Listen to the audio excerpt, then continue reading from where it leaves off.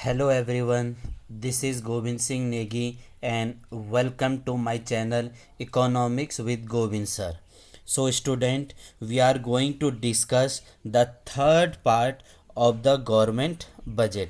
In last two video we have already discussed about what is budget and what are the process of preparation of the budgets and types of budgets and so many other things. Now in this part we are discuss about the what are the objectives of the government budget. In this parts we are discuss about the objectives of government budget. हर चीज़ का कुछ ना कुछ objectives होता है, या जब कुछ हम ऑब्जेक्टिव्स होगा तभी तो उसका कुछ हम आउटकम्स वगैरह भी निकलेंगे, क्योंकि आउटकम निकालना सबसे ज़्यादा ज़रूरी है. तो आउटकम्स के लिए हमारे पास क्या होना चाहिए, कुछ ऑब्जेक्टिव्स होना चाहिए. ये बोर्ड का पसंदीदा क्वेश्चन है और हमारे नॉर्मल कॉम्पिटिटिव एग्ज़ाम में भी पूछा जाता है कि सरकार का इनमें से क्या क्या मकसद नहीं है. बोर्ड के पिछले सालों के आप पेपर उठा के देखोगे तो आपको ये क्वेश्चन वहाँ से ज़रूर मिलेगा कि ऑब्जेक्टिव्स क्या क्या हैं. तो अब हम पहला ऑब्जेक्टिव्स की बात कर रहे हैं, यानी objective of first objective that is called GDP growth. First one is called GDP growth.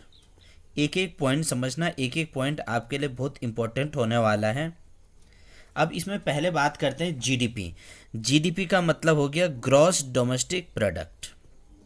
Gross domestic product. Gross domestic product. और जो ग्रॉस डोमेस्टिक प्रोडक्ट का मतलब हो गया सकल घरेलू उत्पाद. सकल घरेलू उत्पाद. अब सकल घरेलू उत्पाद का मतलब एक साल में एक देश के अंदर जितने भी गुड एंड सर्विसेज बनाए जाते हैं, जितने भी वस्तुएं वगैरह बनाई जाती हैं, उन सबको एक पॉइंट में हमने क्या बोल रखा है, जीडीपी के नाम से उसे इंडिकेट किया हुआ है. तो जीडीपी ग्रोथ का क्या हुआ, जो सरकार का क्या मेन मकसद है, that is a main and central objectives. Main and central objectives. जब भी बजट बनाते हैं तो ये बजट का क्या सरकार का मेन और मुख्य और केंद्रीय मकसद है. तो जो ऑब्जेक्टिव है ये कैसे करके पूरा किया जाएगा, ये हमारा दो प्रकार से पूरा किया जाता है.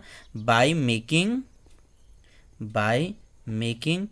Public investment expenditure. By making public investment expenditure.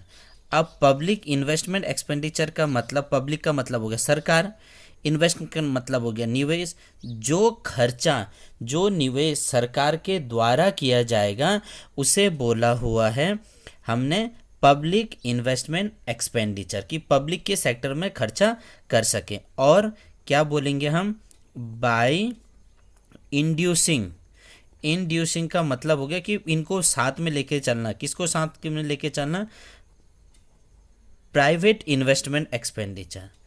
By private investment expenditure. अब जब देश की ग्रोथ की बात बोलेगा तो हमें पब्लिक सेक्टर भी चाहिए और हमें उस पर क्या चाहिए, प्राइवेट सेक्टर भी चाहिए. जब ग्रोथ की बात बोलेंगे तो उसमें पब्लिक और प्राइवेट सेक्टर भी चाहिए, क्योंकि जो जीडीपी है, जीडीपी के अंदर हमारे दो तीन प्रकार के जो हम खास तौर पे सेक्टर मिलाते हैं इकोनॉमी के अंदर. प्राइमरी सेक्टर जो सबसे बेसिक रिक्वायरमेंट की सेक्टर है. Second one is a secondary sector जो दूसरा सेक्टर है. और तीसरा क्या हो गया, टर्सरी सेक्टर. तीनों सेक्टर तभी तो हमारा जीडीपी ग्रोथ होगा. तो सरकार के द्वारा भी यहाँ पर इन्वेस्ट करना पड़ेगा, प्राइवेट सेक्टर के द्वारा भी इन्वेस्ट, सरकार के द्वारा यहाँ भी इन्वेस्ट करना पड़ेगा, प्राइवेट सेक्टर के द्वारा भी, यहाँ पर भी सरकार के द्वारा, यहाँ पर भी प्राइवेट सेक्टर. जब ये तीनों सेक्टर आपस में मिलकर ग्रोथ की बात करेंगे तो उससे क्या होगा, हमारा जीडीपी ग्रोथ हो जाएगा, देश का अपना आप ही डेवलपमेंट हो जाएगा. ये हमारे लिए सबसे ज़्यादा इम्पोर्टेंट हो जाता है, that is a GDP growth. इसी को अगर हम सेकेंड सब टॉपिक्स में पढ़ेंगे, the second one is economic growth. वैसे तो ये दोनों पॉइंट एक ही हैं, लेकिन हमने जब इसको डीप में समझने की बात कर रहे हैं, that is a economic growth. Economic का भी मतलब क्या हो गया, पूरा देश का ग्रोथ हो गया। अब जो पूरा देश का ग्रोथ हो जाएगा तो मान लो सरकार को क्या ग्रोथ करना है, सरकार को जो ग्रोथ करना है that is a real GDP. सरकार को कैसी ग्रोथ करना है, रियल जीडीपी, जो रियल में दिख रहा है। जो तब था वो तो अलग बात है, लेकिन जो प्रेजेंट सिचुएशन में दिख रहा है, तो कभी कभी इसमें पूछा जाता है रियल जीडीपी का फॉर्मूला। तो प्लीज़ इस चीज़ को गौर करना। Real GDP is equal to nominal GDP, equal to हमने क्या बोला, nominal GDP upon price index, price index into 100। ये कैलकुलेशन पे पूछा जाता है, तो इस चीज़ का आपको ध्यान देना है। तो हमने क्या बोला कि इकोनॉमिक ग्रोथ करना है, और इकोनॉमिक जो ग्रोथ होगा वो कैसा होगा, इंक्रीजेस या increase in volume of good and service, increase in volume of goods and services का वॉल्यूम बढ़ाओ, मात्रा बढ़ाइए इनकी, और ज़्यादा प्रोडक्शन वगैरह कर सके हमारे इकोनॉमी के थ्रू। और जो वॉल्यूम बढ़ाया जाएगा, इसकी जो मात्रा बढ़ाई जाएगी वो कैसे करके होगा भैया, जो प्रोडक्शन करेगा वो पब्लिक और प्राइवेट सेक्टर के द्वारा करेंगे। पब्लिक का मतलब सरकार हो गया, और प्राइवेट का मतलब हो गया हमारे निजी क्षेत्र वगैरह हो गया। अब जो सरकार का मेन काम है, सरकार का मेन काम है if the government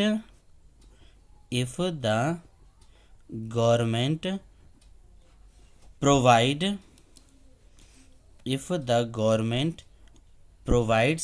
tax rebate.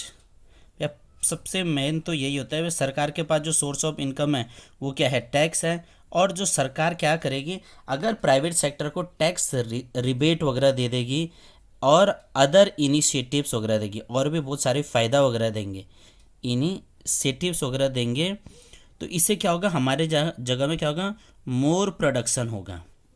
इससे क्या होगा, हमारे यहाँ मोर प्रोडक्शन होगा। और जितना ज़्यादा, अगर जो प्रोडक्शन सेक्टर है उसको टैक्स पर अगर छूट मिल गया तो वो क्या करेगा, और ज़्यादा प्रोडक्शन करेगा। जब वो प्रोडक्शन करेगा तो इससे हमारे देश के अंदर क्या हो जाएंगे, बहुत सारे सेविंग वगैरह भी हो जाएंगे, और बहुत सारे क्या हो जाएंगे, इन्वेस्टमेंट वगैरह भी बन जाएंगे। तो हमने क्या बताया आपको कि सरकार को क्या करना चाहिए, टैक्स पर रिबेट देना चाहिए, टैक्स पर छूट देना चाहिए, और भी बहुत सारी सुविधाएं भी जब लोगों को देंगे तो इससे क्या होगा, बहुत ज़्यादा हमारे यहाँ बेनिफिट्स हो जाएगा और हमारे इकोनॉमिक ग्रोथ अपना भी मिल जाएगा। सेकंड पॉइंट मैं बता रहा हूँ आपसे, सरकार को खर्चा करना चाहिए spending on infrastructure, spending on infrastructure. Infrastructure का मतलब हो गया मूलभूत सुविधाएं। मूलभूत सुविधाएं, ये चीज़ें हमारे पास होगी ना तो देश का अपना भी डेवलपमेंट। अब इंफ्रास्ट्रक्चर के अंदर रोड आ गया, रेलवे आ गया, ट्रांसपोर्ट आ गया, कम्युनिकेशन वगैरह आ गया, डिफेंस वगैरह, ये सब चीज़ें वगैरह हो गए। तो सरकार को क्या करना पड़ेगा, इंफ्रास्ट्रक्चर पे ज़्यादा से ज़्यादा खर्चा करना पड़ेगा। जब सरकार इन चीज़ों पे ज़्यादा से ज़्यादा खर्चा करेगी तो इससे क्या होगा, इकोनॉमिक डेवलपमेंट हो जाएंगे, इकोनॉमिक डेवलपमेंट हो जाएगा। अब सपोज़ मान लो रोड अच्छी बन गई तो हमारे पास जो चीज़ें हैं, हमारे जो ट्रांसपोर्ट की चीज़ें हैं वो आसानी से एक जगह से दूसरी जगह ईजिली पहुंच जाती हैं। तो इससे क्या हुआ, जो टैक्स भी लगता है, बीच में जो कॉस्ट लगता था, जो टाइमिंग वगैरह लगती थी, ये हर चीज़ में क्या होगा, हमें हल्का सा रिलैक्सेशन वगैरह मिल जाएगा। तो क्या बताया हमने, इकोनॉमिक ग्रोथ की बात आपको बता दिया है, और हमने आपको जीडीपी ग्रोथ के बारे में भी बता दिया। तो ये 2 पॉइंट आप तसल्ली से समझ गए होंगे। यहाँ पर से क्वेश्चन बनता है कि नॉमिनल जीडीपी क्या होता है, तो रियल जीडीपी क्या होता है, नॉमिनल जीडीपी को प्राइस इंडेक्स से मल्टीप्लाई करते हैं, इंटू 100 कर देंगे तो उसे हमने क्या बोला हुआ है, रियल जीडीपी। जो तीसरा जो हमारा पार्ट्स बन रहा है that is allocation of resources, that is allocation of resources. Allocation of resources, कहीं कहीं पर इसे लिखा होगा री एलोकेशन ऑफ रिसोर्सेज। तो दोनों का मीनिंग एक ही है कि रिसोर्सेज हैं, जो भी संसाधन है, इनका क्या करना है, इकोनॉमी के अंदर एलोकेट करना है। इकोनॉमी के अंदर एलोकेट करेंगे तो इससे क्या होगा, हमारी इकोनॉमी बहुत ज़्यादा बेनिफिट्स हो जाएगी। तो री एलोकेट किसके थ्रू करेंगे, एक तो करेंगे इकोनॉमिक पर, एक करेंगे इकोनॉमिक फैक्टर पर, एक करेंगे किस पर, सोशल फैक्टर पर। इकोनॉमी को री एलोकेट कैसे करेंगे भैया, प्रॉफिट चाहिए, प्रॉफिट मैक्सिमाइजेशन के थ्रू, प्रॉफिट मैक्सिमाइजेशन के थ्रू, और सोशल को कैसा करेंगे हम, पब्लिक वेलफेयर के थ्रू। किसके थ्रू करेंगे, पब्लिक वेलफेयर के थ्रू करेंगे। अब जब पब्लिक वेलफेयर की चाहिए हमें तो क्या करेंगे, इनमें आपको याद रखना, पहला पॉइंट हमें देना पड़ेगा टैक्स कंसेशन, टैक्स कंसेशन और सब्सिडीज़, और सब्सिडीज़ वगैरह देना पड़ेगा। तो इससे क्या होगा, टैक्स कंसेशन देंगे अगर हम, टैक्स पर अगर लोगों को छूट वगैरह देना शुरू कर दिया तो इससे क्या होगा, इनकरेज इन्वेस्टमेंट, इनकरेज इन्वेस्टमेंट, बहुत ज़्यादा इन्वेस्टमेंट वगैरह आना शुरू हो जाएगा। और टैक्स में कंसेशन वगैरह देने से क्या होगा, कंसेशन वगैरह देने से भी फैसिलिटीज़ वगैरह हमारे पास ज़्यादा मिलना शुरू हो जाते हैं। छूटें वगैरह सरकार दे देगी तो इससे बहुत ज़्यादा बेनिफिट्स वगैरह हो जाते हैं, क्योंकि सरकार का काम है, इस चीज़ को आपको याद रखना कि जो बेसिक रिक्वायरमेंट की चीज़ें उनको तो हम ज़्यादा वो नहीं कर सकते हैं। तो जैसा अगर हमने इसमें बोल दें कि government discourage the production of harmful consumption, harmful consumption, जो चीज़ें हमारे लिए हानिकारक है उस पर सरकार क्या होगी, डिस्करेज कर देगी। अगर जैसा किसमें चीज़ें आएंगे, लिक्वर वगैरह आ जाएंगे, दारू वगैरह आ जाएंगे, सिगरेट वगैरह चीज़ें आ जाएंगे, तो ये क्या हुआ, हमारे शरीर के लिए हार्मफुल हो जाएंगे। तो ये कोई बेनिफिट्स नहीं होता, ये थोड़ी कि आप वो करोगे। लेकिन यही चीज़ अगर सरकार क्या बोलेगी, खादी गुड्स पर सरकार क्या कर देती है, हमें टैक्स कंसेशन वगैरह प्रोवाइड्स वगैरह कर देती हैं। खादी गुड्स पर हमें क्या मिलता है, कंसेशन वगैरह मिलता है, छूट वगैरह मिलता है, तो हम क्या करेंगे, और भी ज़्यादा चीज़ों का प्रोडक्शन करना शुरू कर देंगे। तो इससे क्या होता है, हमारा जो रिसोर्सेज है वो इक्वल हो जाएगा, जो रिसोर्सेज है उसको हर जगह बराबर इसका बेनिफिट्स मिल जाता है। फोर्थ जो हम बात कर रहे हैं, रिड्यूसिंग, जो फोर्थ हम बात कर रहे हैं, रिड्यूसिंग इनइक्वालिटीज़, जो असमानता है उनको ख़त्म करना है। लेकिन किस में, in income and wealth, in income and wealth, reducing, कम करना है, ख़त्म तो नहीं कर सकते खैर, लेकिन कम करने की बात बोला हुआ है। तो इनइक्वालिटीज़ कैसे करेंगे, तो सरकार क्या करती है, जिनके पास मोर मनी है, जिनके पास पैसे ज़्यादा हैं उन पर सरकार क्या लगा देती है, टैक्स लगा देती है। और जो पुअर सेक्शन है, जो पुअर पीपल है, उनको सरकार के द्वारा क्या मिल जाता है, सब्सिडीज़ वगैरह मिल जाती हैं। तो जिनके पास ज़्यादा पैसा है, अमीरों पर टैक्स लगा दीजिए, गरीबों को सब्सिडीज़ वगैरह दे दीजिए, तो हो गया ना, हमारे यहाँ बराबर हो जाएगा। और इससे हमारे यहाँ क्या हो जाएंगे, इट रेज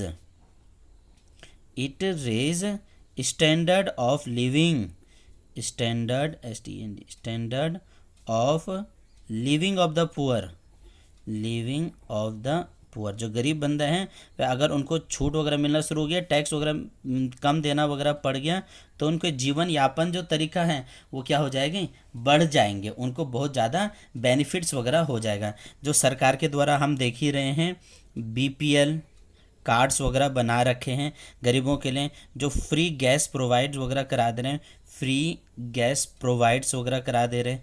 तो इससे क्या होगा, गरीब लोगों को थोड़ा सा तो बेनिफिट्स वगैरह मिलेगा। जो हमारे पास PDS सिस्टम है, पब्लिक डिस्ट्रीब्यूशन सिस्टम है, इससे सरकारी सस्ते गले की राशन की दुकान वगैरह है, इसमें भी सरकार को कुछ ना कुछ बेनिफिट्स वगैरह मिलते रहते हैं। अब आता है हमारा 5th point, that is reducing regional disparities,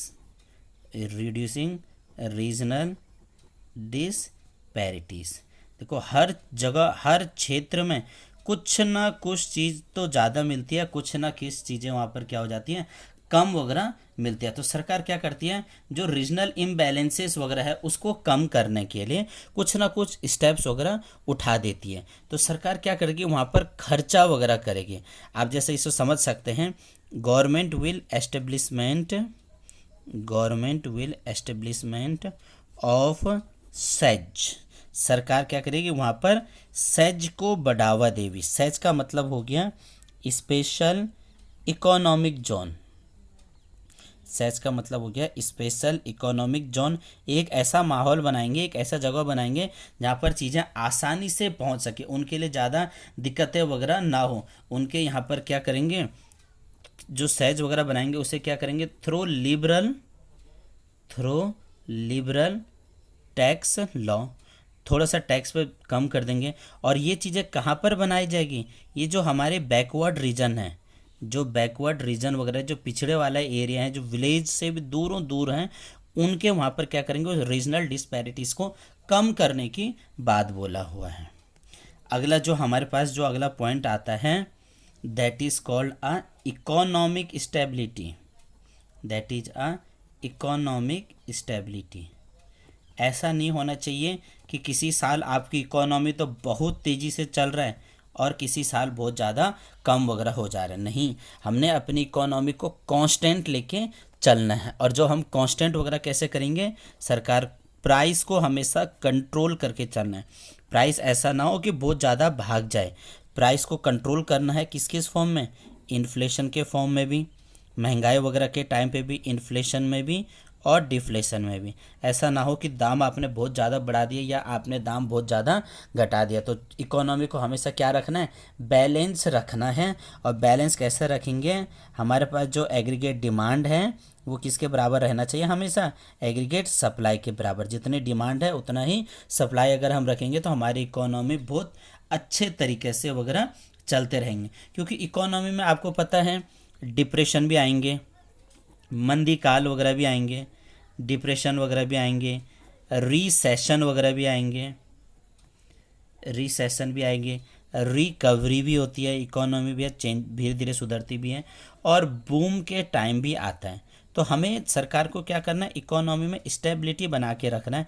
ऐसा ना हो कि हम किसी एक ही फेस पर उलझ जाएं, ऐसे फंस जाएं। तो हमें क्या हुआ है, अपनी इकोनॉमी को उथल पुथल होने नहीं देना है। अपनी इकोनॉमी को क्या रखना है, हमने कांस्टेंट रखना है। And the last one is, and the last but not a least, that is called a employment opportunity. Employment opportunity,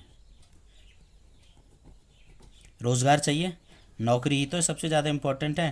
भाई जब लोगों को नौकरी मिलेगा तो अपना भी हमारा देश भी बढ़ जाएगा, रीजनल बैलेंस वगैरह भी हो जाएंगे। तो सरकार को क्या करना चाहिए, बहुत सारे गवर्नमेंट स्कीम लॉन्च करने चाहिए, गवर्नमेंट स्कीम्स वगैरह लॉन्च करना चाहिए भाई, जिससे बेरोज़गारी वगैरह कम हो सके, लोगों को नौकरी चाकरी वगैरह मिल सके। तो जैसे मनरेगा स्कीम है, Mahatma Gandhi national rural employment guarantee act, इससे क्या होगा, एम्प्लॉयमेंट वगैरह बनेगा। बहुत सारे सोशल बेनिफिट्स की चीज़ें बताएंगे, सोशल बेनिफिट्स की स्कीम्स वगैरह बताएंगे। योजनाएं वगैरह चलानी है सरकार को, हम सिंपल भाषा में बोल सकें, गवर्नमेंट को क्या चलानी है, योजना चलानी है, ताकि हमारी इकोनॉमी बैलेंस बन सके। तो ये मैंने कोशिश कर रखा है 5 पॉइंट कि आप समझे कि क्या क्या हमारे ऑब्जेक्टिव हैं सरकार के, कि हमारी इकोनॉमी को कैसे करके बैलेंस बनाना है। आई थिंक आपको वीडियो पसंद आई होगी। वीडियो पसंद आए तो प्लीज़ लाइक करना, सब्सक्राइब करना, औरों को भी शेयर कीजिए, ख़ास तौर पर उन बच्चों को जो अभी क्लास 12th में हैं, प्लस जो कंपटीशन की तैयारी वगैरह भी कर रहे हैं। हम अपनी नेक्स्ट वीडियो में बताएंगे कि सरकार पैसा खर्चा कहाँ कहाँ करती है और सरकार के पास पैसा आने के क्या क्या सोर्सेस है। ओके।